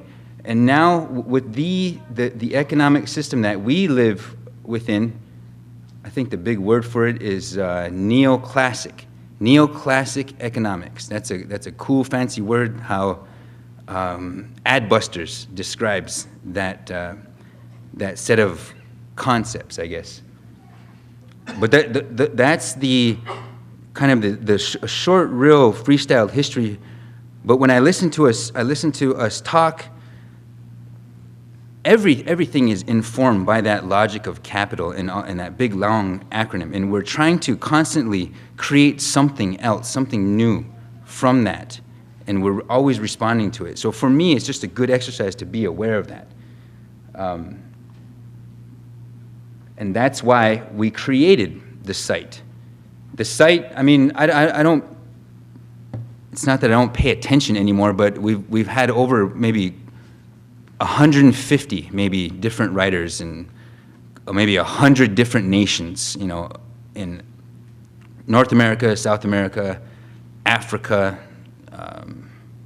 I don't think we got any Samis. Samis are the white they're the white Indians, by the way, in Northern Europe. But we literally have been waiting 500 years to tell our stories. Since the arrival of the English language, still photos, the concept of time as in the little clocks in the hands and stuff, we moved away from the sun time to what we think is time. You get it. There's a lot that has happened to us. That's before Hollywood. That's before the noble savage. That's before the romanticized Indian. That's before in my mind, a purposeful attempt to objectify a whole people, a whole group, with the intent of usurping their whole spiritual makeup. What they wanted to do was just, and it's not just Indians that it happens to. Everybody has a spirit in mind. They're trying to take the whole thing out from us. They're trying to extract our spirit and have us look back at it and make us objects, trying to look back. What indigenous media does is what art does. It's what any movement does. It's trying to express something spiritual, something from inside, something that comes from the land. It comes from the language. For me, that's what indigenous media is about. For me, indigenous is not even a race. Indigenous is bigger than that. And our definition of media is bigger than just things that get communicated. I mean, that's a rather passive way to look at what media is.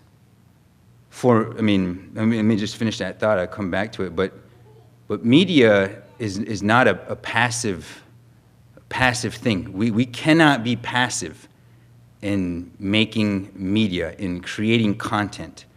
If you're in this room and you understand the things that we're talking about, you have a greater responsibility. Thinkers, doers, warriors, philosophers, leaders, people who are gifted with that, almost like a burden. You know, I remember when I didn't care about any of this, and that was a fun time. Right? But you guys, we have a responsibility with media to create the future. That's a huge responsibility. In our history, you know, Last Real Indians, this is the grainiest photo I could have ever shared with the new school here. But essentially, in our short history, this was in April of 2012, and we launched January 1 of 2012. So we were, 4 months old probably. And we were doing our thing, writing articles, and that was good at the time. It was popping off. That's how it went. And then I get a call from one of my crazy relatives who says, Chase, we're gonna do a roadblock. This was in Pine Ridge, on the Pine Ridge Res. We're going to block the road. There's some components coming through that are destined for the Keystone XL pipeline, which that's not coming through our territory. The world's on due notice here for that. So she says, this is gonna go down. You might want to write an article or use that website, the Real Indian thing that you got going on there, and cover this. And so I was taking my kids to a movie, so I put them in their little movie, and I bounce out on my little iPad, and I write an article. And they send me pictures, we posted it, and it's the first time that I realized that indigenous media could go seriously viral, just big. I mean, we didn't need big media outlets anymore. Because when we started, we started small. Like, I think for the longest time, we had maybe 1,000 people that liked our Facebook page. We didn't even have a Twitter. Did we make a Twitter? Anyway. When this happened, and we could do things in real time, we could do the backpack media, we could put the content out, but also we're on the backside creating the thing. We're the people that are protesting. We're the people with the cameras that are making this whole thing happen. We're orchestrating this whole thing. And that was the first time for me that it opened my eyes that, hey, there's big things that we could do here.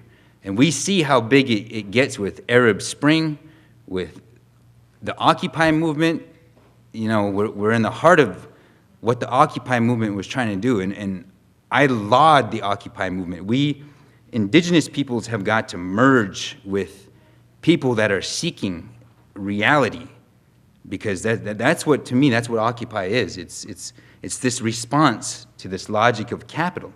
But for me, I don't remember the numbers on this, but it was a lot. It was enough to make me say, damn. And then we found out about a guy, one of our elders, who has, something happened to him, and, you know, for purposes of you know, public legal disclosures, I'm an attorney on his case, so I can't say anything that would potentially prejudice a potential juror on either side, or there's some long legalese thing, okay, on this. But he had KKK, you know, according to my objective, reasonable interpretation of the thing here, he had KKK or some configuration of scars on his stomach. And this was the first social media organized action or protest or whatever you want to call it that we had started. And I think maybe 800 people showed up. And this was in May of 2012, and that's, when did Idle No More pop off? In December?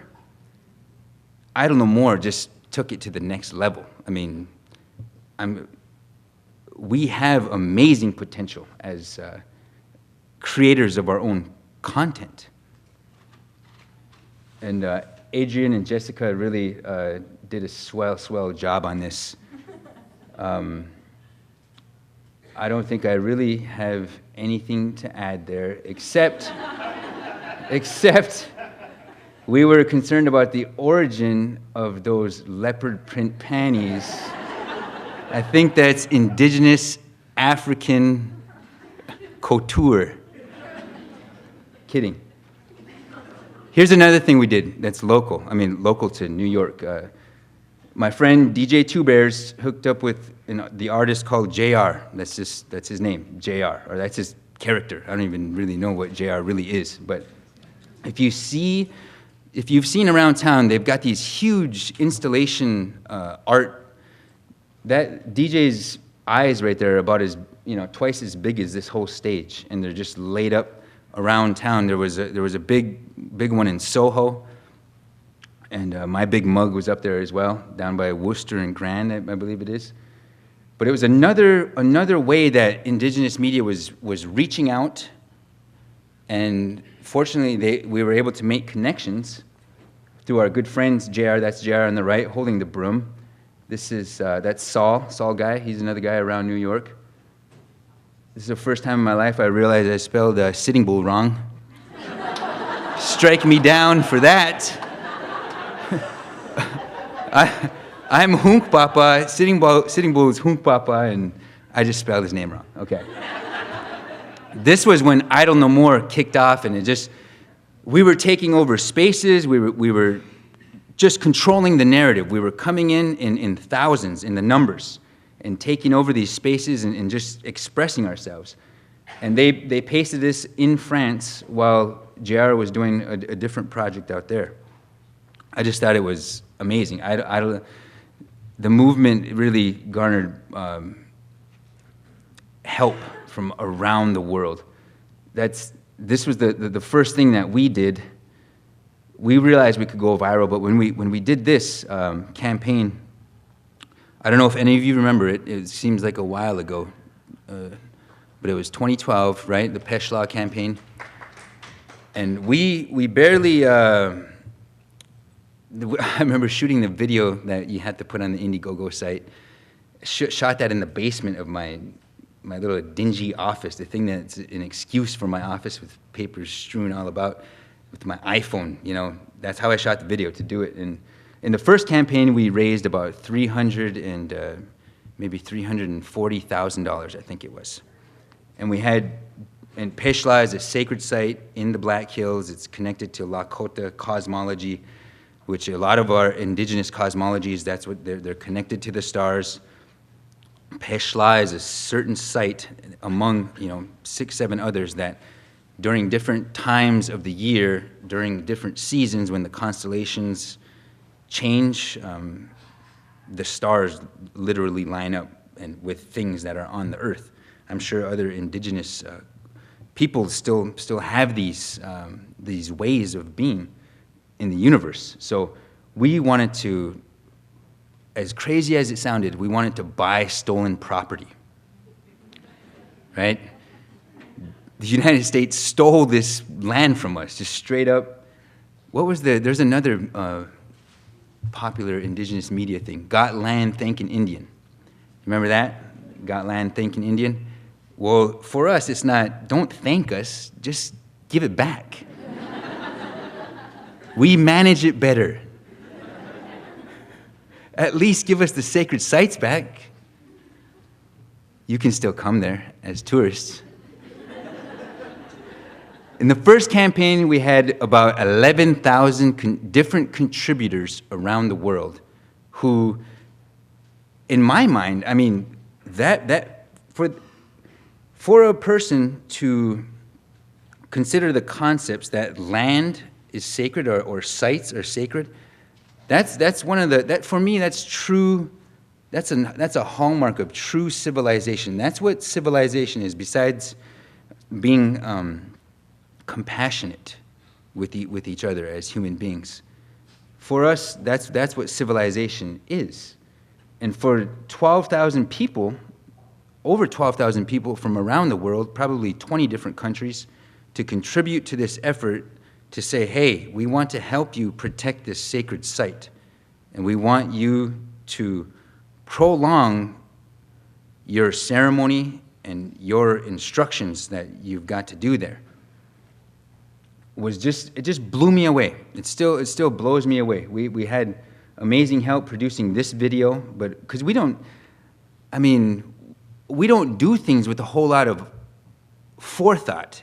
I don't have the time to plan out that this is how this campaign is going to go. I'm not calling up a PR person or somebody else who's supposed to maybe gets paid to provide that sort of marketing direction. We're res. But it comes from a truly organic place. And that's really, for us, that's what media is for us. It's not a passive thing again. It's something that it's a reality that we co-create. This is just a cool picture. There's a story behind this as well, but like the rest of the panelists, they want to go into deep detail in every story. And I thank you guys for your attention because, we listen to three brilliant people and I'm the last guy and it's like, oh man, come on, dude. I see a bunch of little screens lighting people's faces up and I'm like, God, here we go. No, we're watching the live stream, they say. But this is something that we do in real life, I guess you could say. Everybody has heard of the Wounded Knee Massacre, that first photo of the guy on the horse. That's when Sitting Bull was killed, December 15th, 1890. Everybody got real anxious and was scared because they were killing ghost dancers, where I grew up. And a lot of people, Sitting Bull's people, his band, went down to Spotted Elk's, and Spotted Elk's band ended up going towards Red Cloud. That's when the Wounded Knee Massacre happened, when the 7th Cavalry intercepted them, disarmed them, and slaughtered them. For us, it's always a heavy, tragic, deep thing. It is that for everybody, and there's almost no way to circumvent that. But for us, with the Wounded Knee Survivors Run, we weren't trying to circumvent it, but what we were trying to do is take our young people and for us to own this conflicted, this genocidal history, to own it and to grow out of it, because not everybody died at Wounded Knee. There was a handful that made it 180 miles back to Spotted Elk's camp, where I got good brothers that grew up there, and I talked to them before we did this run to honor the people that went back on foot. We don't know how many there are, but since we started to do this run and to control the narrative and to put the media out, other elders and other people from our communities are stepping forward with oral knowledge that isn't in history books. And they're like, hey, did you know about the High Hawk boys, for instance, who guided their blind grandmother back while they were wounded with bullets in their legs? And so this year we honored those High Hawk boys on this run. It's a two and a half day, 180-mile run in frickin' the tundra. It's cold. And I won't talk too much about this either because the crew here, there's a definite benefit to gaining coverage from mainstream media, and we need to do that. It is necessary that we do that. And we've done those partnerships, those co-promotions to do some of the work that we do at Last Real Indians, the things that we've done. We've worked extensively with NPR behind the scenes to try to draw some much needed attention to some efforts in South Dakota that there's some legal efforts there. They've got a system where they're taking children from Indian families, violating ICWA, placing them in non-Indian families, and there's a lot of money involved in this situation where there's $56 million coming from the feds to the state that should be going to us and all this. I said I wasn't going to talk about this slide. But that's kind of, you do need to make these connections. You do need to partner. You do need to reach out because the media that we create isn't just so that the world, the outside world knows what we're thinking, what our consciousness is and what is developing from that. That's one part of it. So the outside world, usually where pop culture and indigenous things intersect, that's kind of what mainstream covers. That's what mainstream gets. They get that Hollywood aspect. And now they can't do anything. We're unforced. I mean, the internet cops are out, man. If they do this little hipster headdress thing, we're on it. They ain't getting away with that anymore. But there's the other side, and what do we do with indigenous media? And that's really where I want to take our site. Because we see that people respond to it, they resonate with it. And this is just a flyer. Tomorrow, my buddies back home are doing a 5K, 10K, 1 mile fundraiser that I started it, organized it, planned it. Last minute, I did an old Indian trick and, oh, hey, I got to go to New York. Sorry about that. You guys handle this now. So I want to give a shout out because through this effort, just like Peshla, we were able to, and it's an unfortunate set of circumstances that led to this campaign. One of our tribal members in Standing Rock froze to death in a mobile home where the family could not afford the ridiculous propane prices that are prevalent right now this winter due to some corn shortage and they got to dry the corn. There's all these reasons. And I know her. I know her brother. I know her children. And when that happened, that something inside me just snapped. I was like, we as indigenous peoples we're failing. We're not providing for our own people. And we have to do that. Outside of media, there's an inherent sovereign concept, a gift that we live with. And we're not doing it right now. But I mentioned those things just to kind of give you the backdrop of heating the res. In 11 days, we raised $55,000, and that was our target, was $55,000, or it was $50,000, and we exceeded it. But the point of that campaign is to put renewable energy burning stoves inside our people's houses, and really to use media to create a renewable culture. Because as indigenous peoples, we always say, yes, we are renewable culture people. But the reality is not really. We've been subjected to this imposed poverty culture. which changed our value system. It changed the way I think our ancestors would have intended us to be.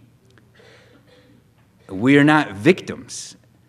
And you can see that when we take over the narrative with media. But this is something that we're using media to actually try to change the way that people live. And who knows how big it can go. I mean, the world is looking to us to lead the way. Because they sense something. The world senses that whole cool acronym that I don't remember, this colonial, capital, patriarchy, abstraction, yada yada, that fiat currency, throw that in there too. That stuff is coming to an end. We're realizing that we can't drink oil and we can't eat money. So we're going to have to figure it out.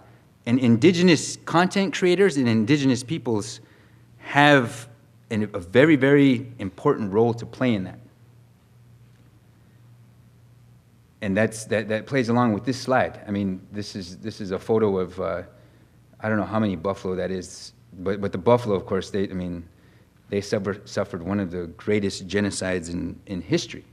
There was somewhere about 60 to 70, even up to 100 are some of the figures, 60 to 100 million buffalo.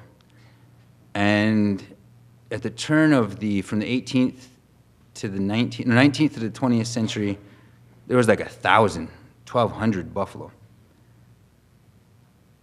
And that makes me think of what is our role? What is media's role with people that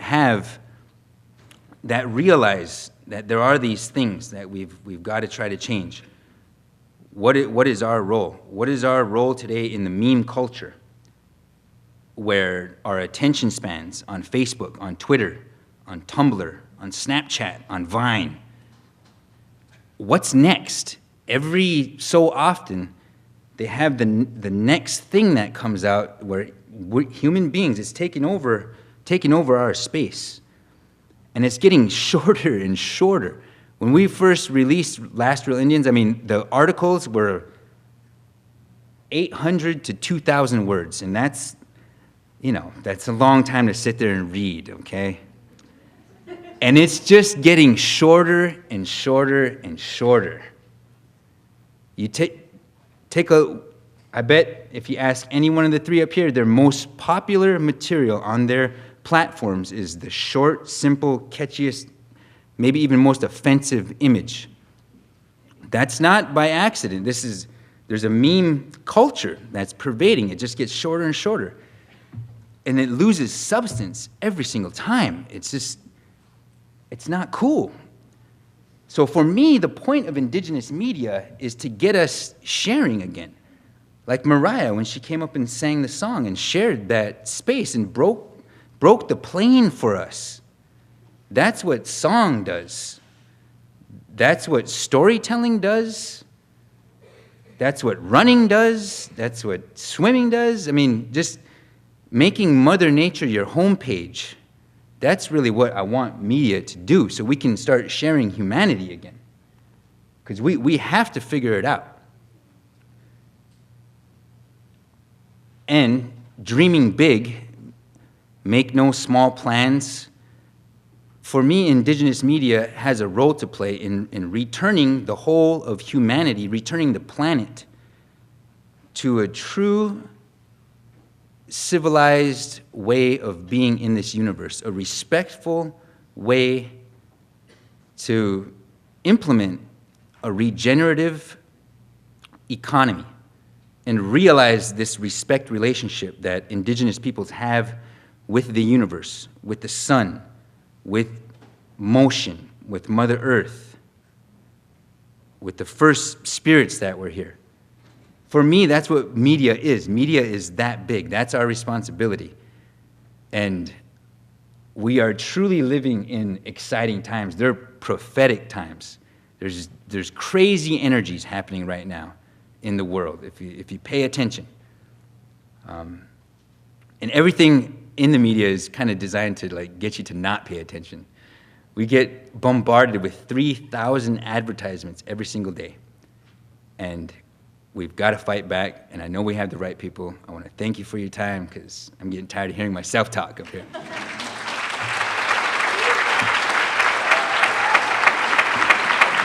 Okay.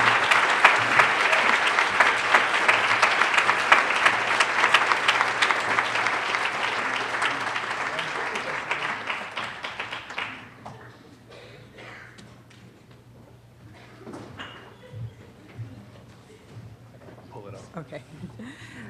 So originally, we had planned for a fashion remix and cultural ownership panel that would have included Adrienne, Jessica, and Jarrett, and an advocacy and organizing panel that included Chase and Clayton. Now, as we said earlier, Clayton is still in the air, bounced back and forth between Ontario and New York. And being the Idle No More innovator that he is, he actually sent us a video from the airplane. So we are going to play that right now. But as Alex is pulling it up, I just want to point you towards the hashtag. It is on the program, and it's also right here in front as well. So if you are happily taking pictures and you want to start and keep a conversation going, we encourage you to use that hashtag across Twitter, across Instagram, and definitely share what was going on today with all of your friends and your personal network. So we're just going to get this video playing, and then we're going to move on to the question and answer session. And we do have a couple of questions from social media, so we can look forward to those. All right, we're going to get it started. Clayton Thomas-Muller, everyone. Hey, what's up? It's new media symposium. Bonjour. Danse zongibene CNN chisnakaskanutotem. Unfortunately, Mercury is in retrograde, and I've just had one heck of a journey trying to get to be with all of you this evening. And so I wanted to send just a personalized video to extend my regrets. I'm rushing there. I might just bust in while you're watching this, but in short, I'm one of hundreds of Indigenous organizers that make up the exciting social movement known as Idle No More. And part of our success has been through the embracement of social media technologies to get our message about defending the sacredness of our Mother Earth and the sacred treaties and inherent rights base that our Indigenous peoples have here in Turtle Island. I encourage you all, please, to check out idlenomore.com, sign up to be a part of the movement, and please reach out and contact me or any one of our organizers. All contacts available on Facebook, Twitter, and on our website, idlenomore.com. I know Chase from Last Real Indians and everyone else there is going to really show how Indian country and Indigenous peoples are using social media to revolutionize our activism to reach even more people than ever before. And I guess the main thing that's important about this social media revolution that's happening in Indian country is that it's normalizing the conversation around America and Canada's controversial colonial past. And that's bringing us much quicker. There's a quickening that is taking place in terms of reconciliation over colonization, genocide, and maybe a light at the end of the tunnel in terms of justice for the first peoples of this sacred land. So big shout out of respect to the organizers of the symposium, and we'll see you out in the streets and out on the land. Idle No More.